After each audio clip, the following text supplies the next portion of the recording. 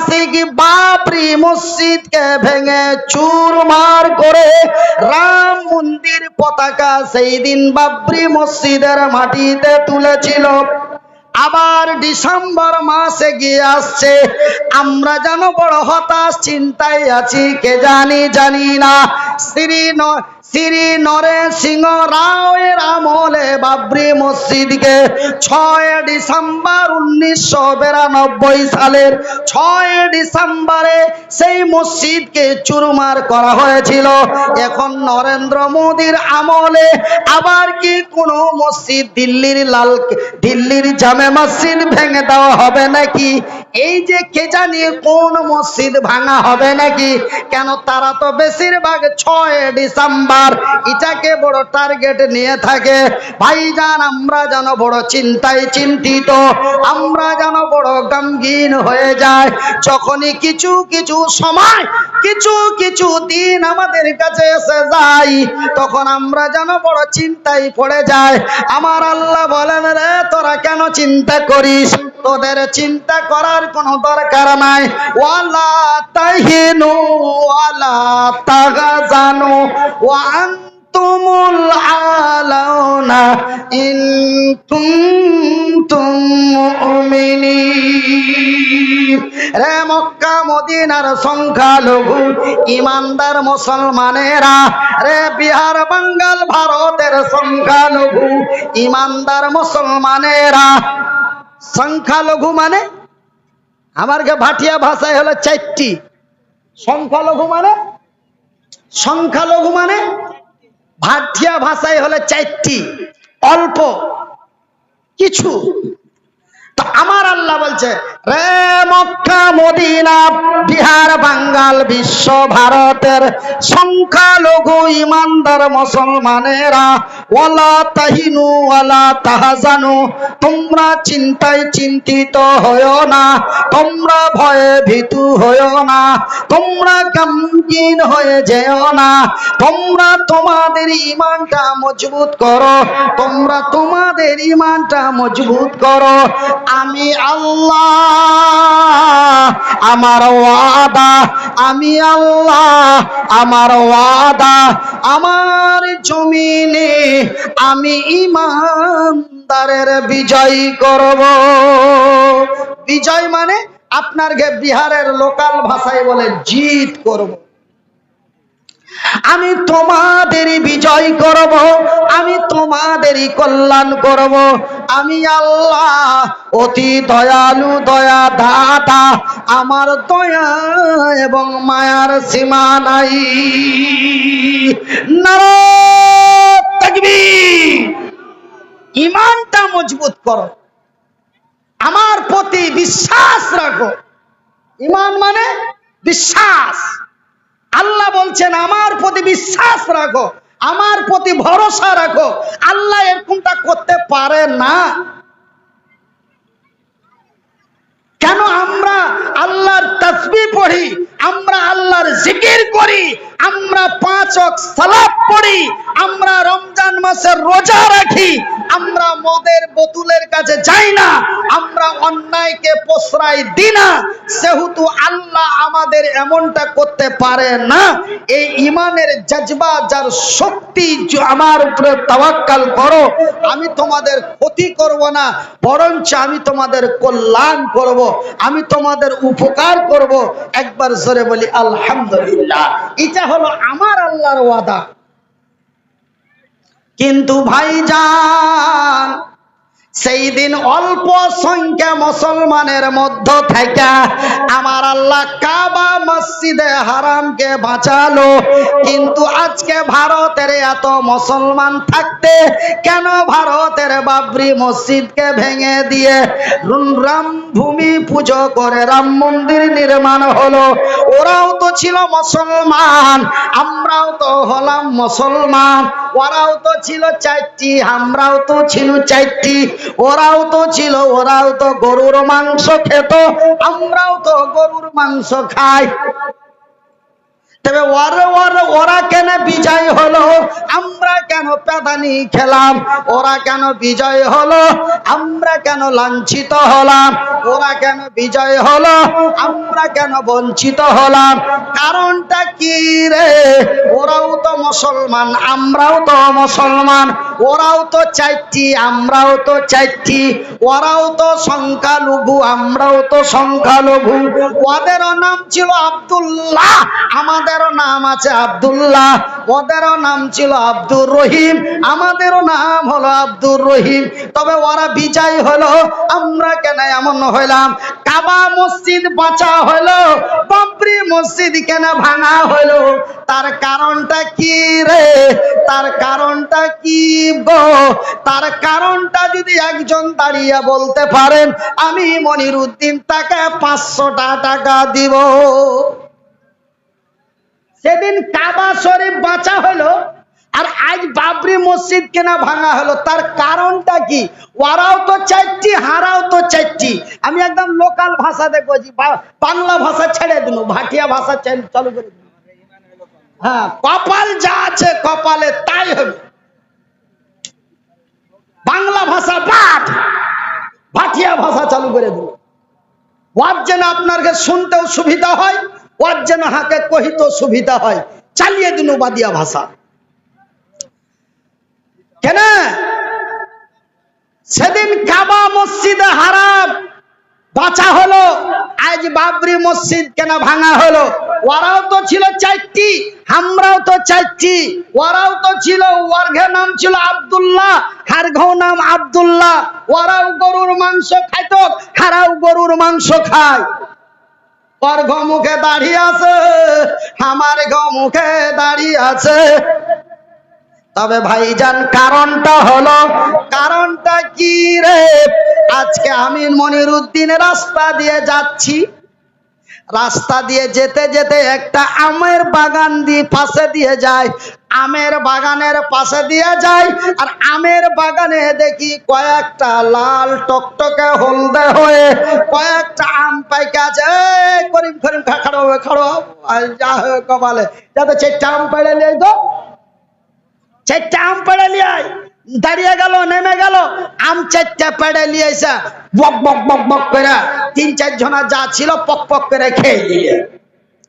কিন্তু দেখেন, মক্কার মাটিতে একজন নওজোয়ান, একজন তরুণ, না আই এম সরি, মদিনার মাটিতে একটা তরুণ এরকম মুছ খেয়ে গেছে, হ্যাঁ ওই রে ছোড়া, এরকম একটা নওজোয়ান তরুণ লড়কা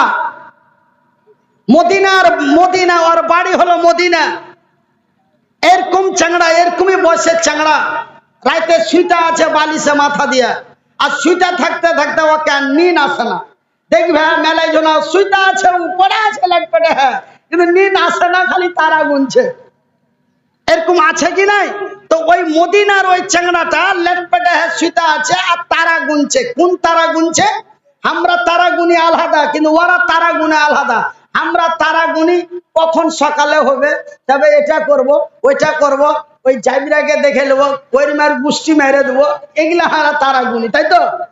আর ওই চাংড়াটা তারা গুনছে, মদিনার ওই চাংড়াটা তারা গুনছে কি?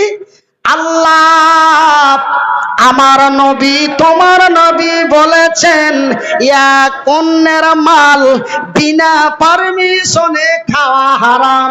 ইয়া কন্যের মাল, ও চিজে বাংলা কথা কব না তো, বাংলা কথা চলে আসছে। এক অন্যের মাল বিনা পারমিশনে খাওয়া হারাম, এক অন্যের মাল বিনা পারমিশনে খাওয়া যায় না। এটা আমার নবী দয়ার হাবিব বলেছেন। সেহেতু আপনি তরুণ নওজোয়ান মদিনার ইয়াতীম হারাম খেতে চাই না।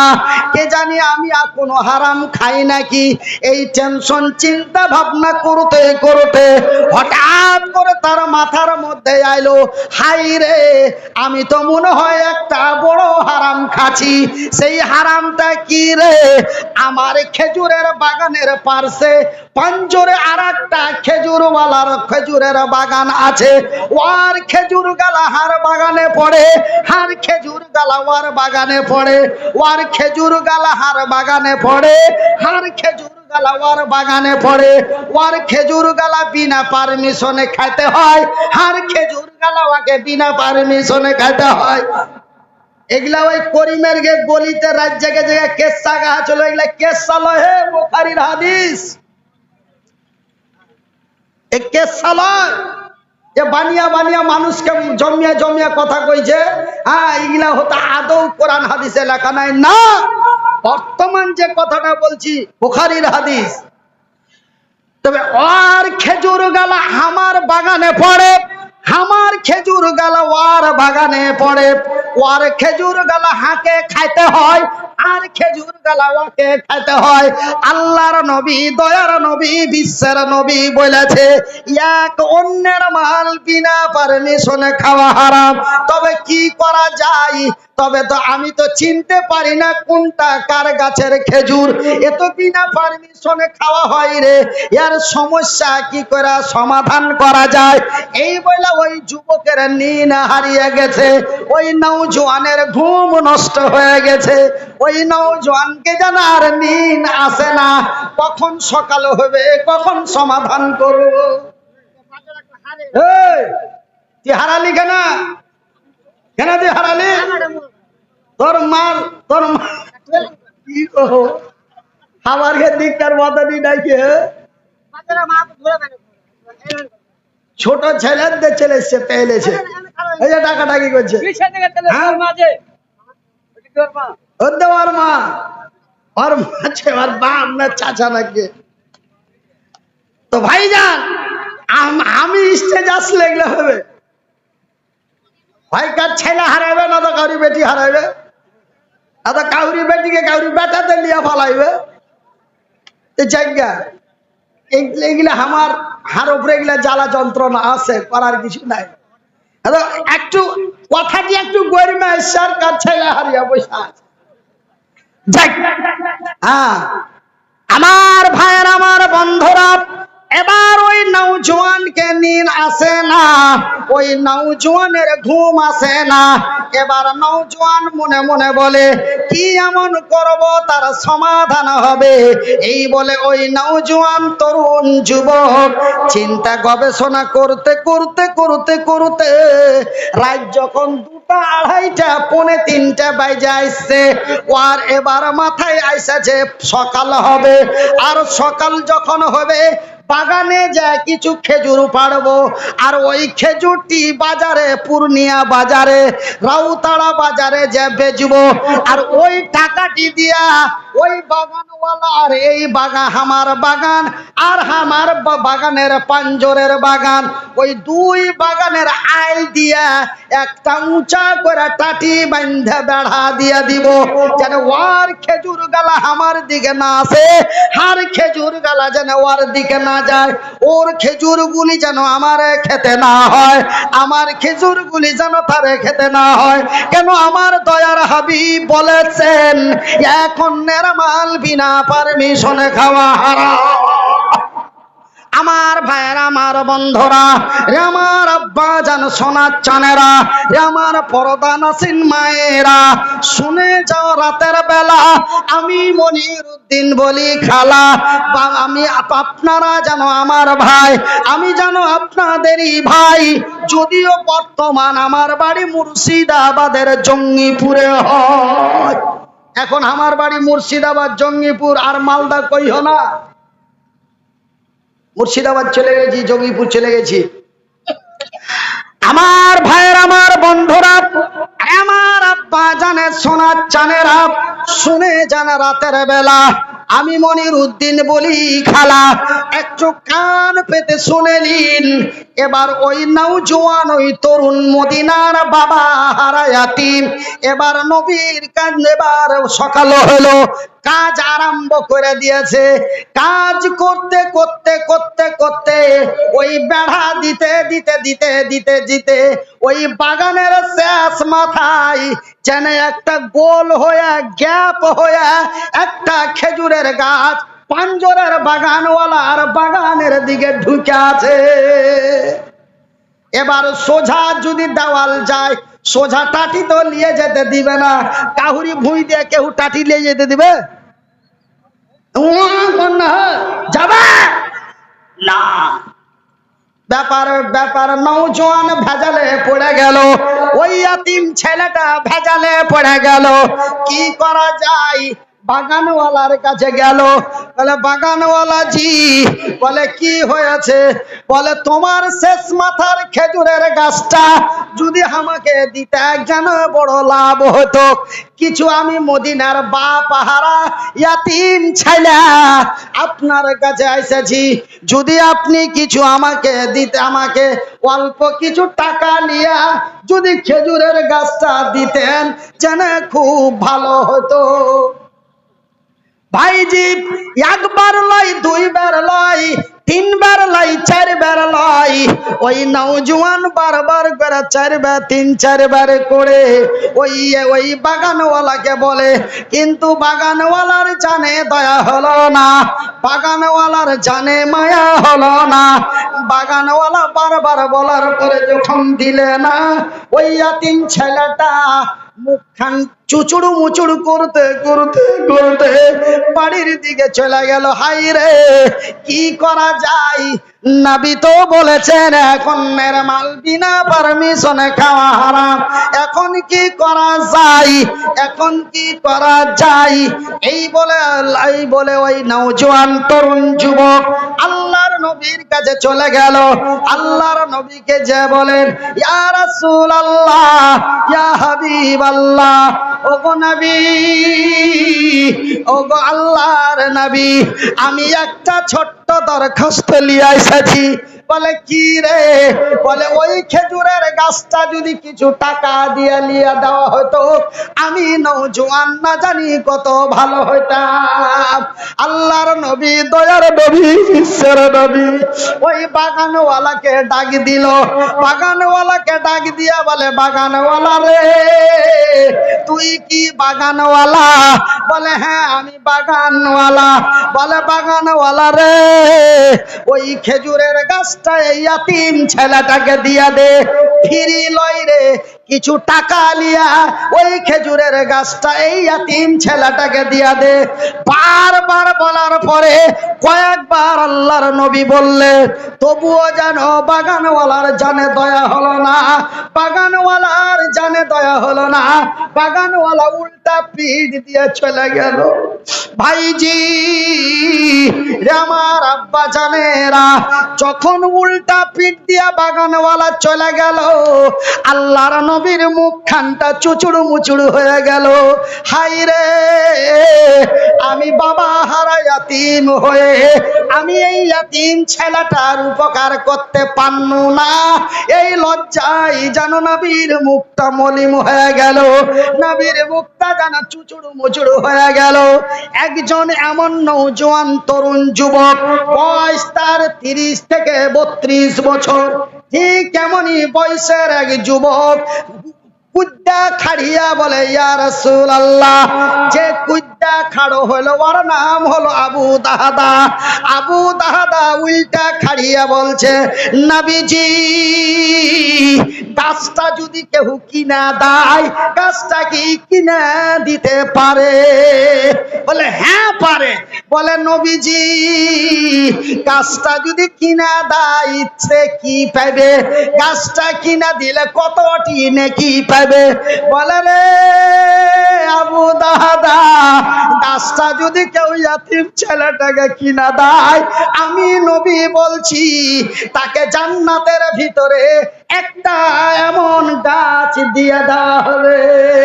বলে নবীজি ওই গাছটা কেমন হবে? রব্বুলের ঘেলে চুর গাছের মতন নাকি? করিমের ঘে ফাট্টা আমের গাছটার মতো নাকি?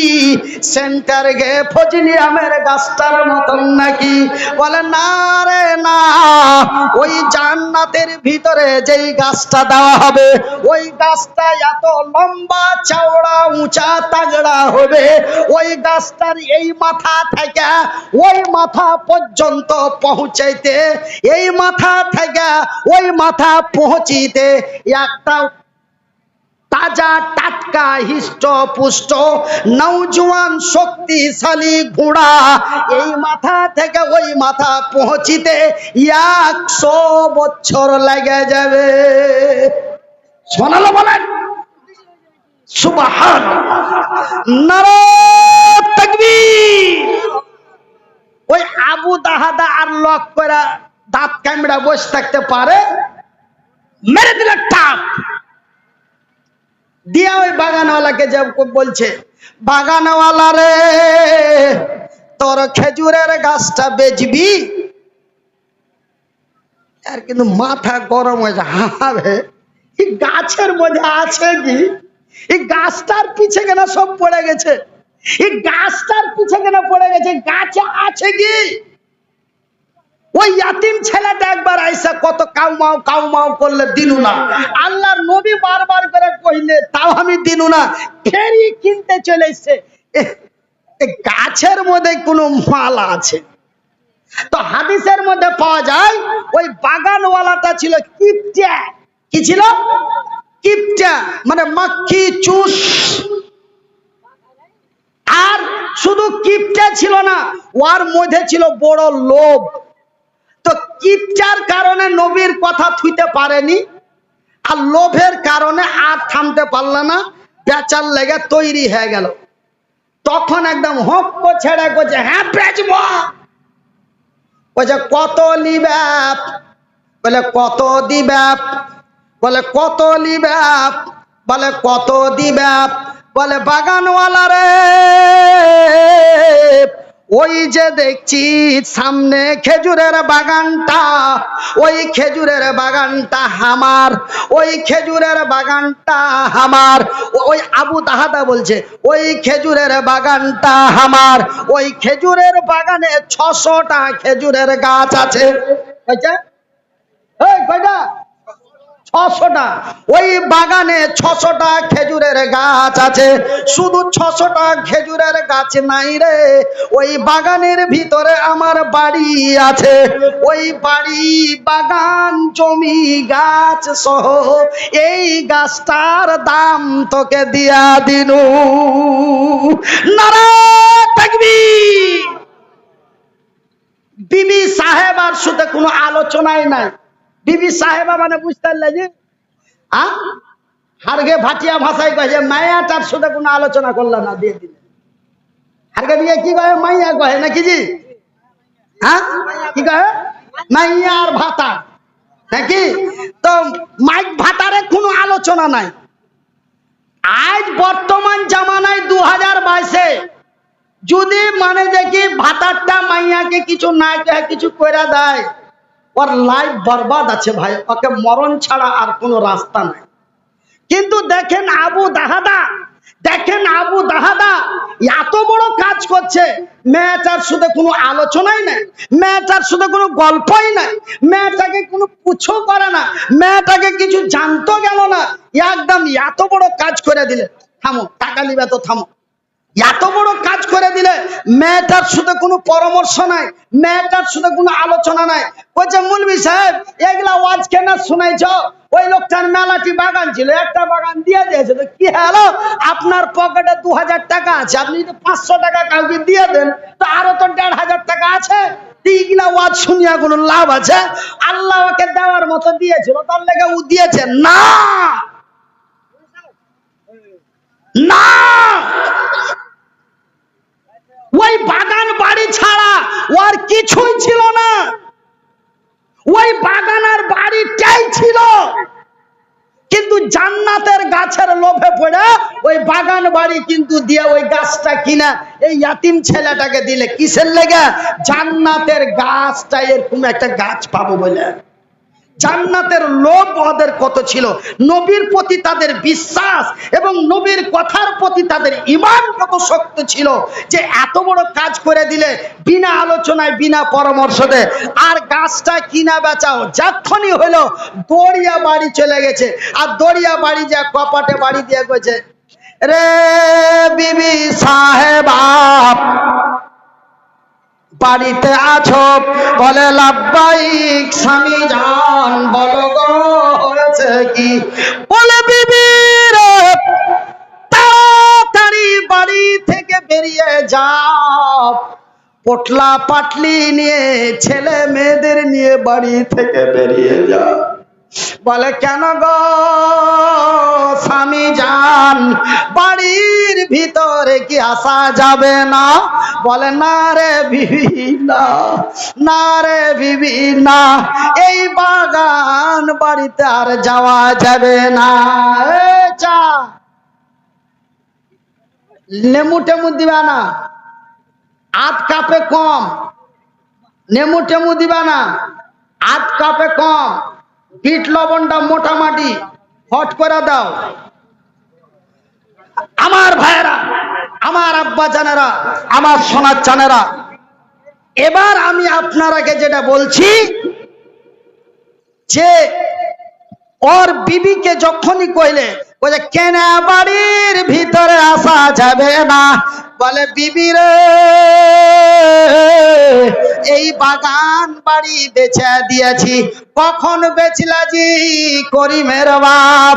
বলে আর কহিস না রে, এক্ষুনি বেচা চলে এসেছি। কত টাকায় বেচলা জি? করিমের বাপ। বলে রে কত টাকায় জানিস? জান্নাতের একটা গাছের বিনিময় বেচে দিয়েছি। নারায়ে তাকবীর, নারায়ে তাকবীর। ভাইজান আমার নবী বলছেন, বুখারীর হাদিস, মান বানা লিল্লাহি মসজিদান বানাল্লাহু লাহু বাইতান ফিল জান্নাত। যারা আল্লাহর ঘর বানায়, আল্লাহ তাদের ঘর বানায়। তবে আল্লাহর ঘর বানা হয় আল্লাহর জমিনে, আল্লাহ বান্দার ঘর বানাই তার জান্নাতে। তবে ভাইজি আমরা জান্নাতের ঘরের লেগা আবু দাহাদার মতো কে আছেন? একজন দাঁড়িয়ে বলবেন। আমার ছোট ভাই আব্দুর রহমান বিন দিলওয়ার হোসেন, বাড়ি তারা আসাম।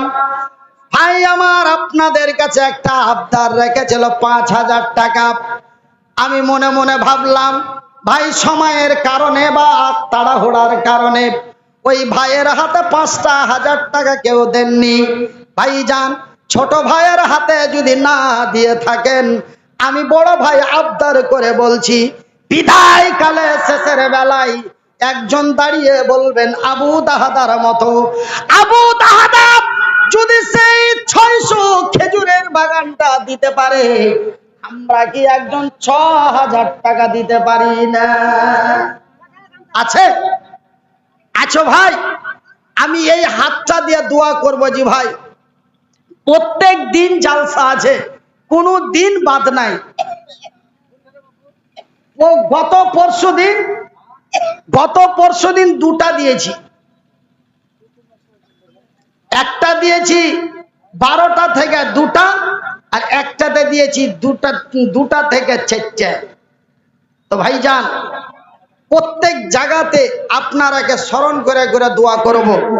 একজনা ৫,০০০ টাকা, ১,০০০ টাকা করে ৫ জনা, ৫০০ টাকা করে টাকা ৫ জনা, মাত্র ১১টা লোক। আল্লাহ বেজোড়কে পছন্দ করেন। এই ১১টা লোক আপনারা একটু তাড়াতাড়ি করে আমার হাতে আসেন তো ভাই। আর ছোট ভাইয়ের কথা, আব্দুর রহমানের কথা রাখেননি, আমার কথাটা একটু রাখেন তো ভাই। আমি আপনারাকে সকলকে মিলিয়ে জুলিয়ে আপনার লেগে দোয়া করব ভাই, আপনার লেগে দোয়া করব।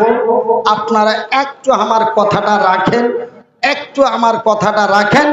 ৫,০০০ টাকা আপনারা মনে মনে একটা শক্তি তৈরি করেন, আপনারা মনে মনে একটা ঈমান তৈরি করেন। হারে আবু দাহাদা যদি ৬০০টা গাছ, বাগান গাছ, জমি বাড়ি সহ যদি দিয়া রাস্তার ফকির হয়ে যেতে পারে জান্নাতের গাছের লেগে, তো আমরা জান্নাতের ঘরের লেগে ৫০০টা টাকা দিতে পারবো না? আমরা এতই কি কমা? হ্যাঁ, এরকম একটা মনের মধ্যে ঘৃণা তৈরি করেন, দেখেন টাকা এমনি এমনি পকেট থেকে বাড়িয়ে যাবে। হ্যাঁ, হারা এতই কমা। হ্যাঁ, কথাটা কিন্তু শুনেলেন? হ্যাঁ, হারা এতই কমা। হ্যাঁ, যে আবু দাহাদা ৬০০টা গাছ, বাগান, বাড়ি সহ যদি দিতে পারে, তা আমি ৫০০টা টাকা দিতে পারবো না? হ্যাঁ, আমি এতই ড্যামেজ, এতই আমি ফকিরের বেটা।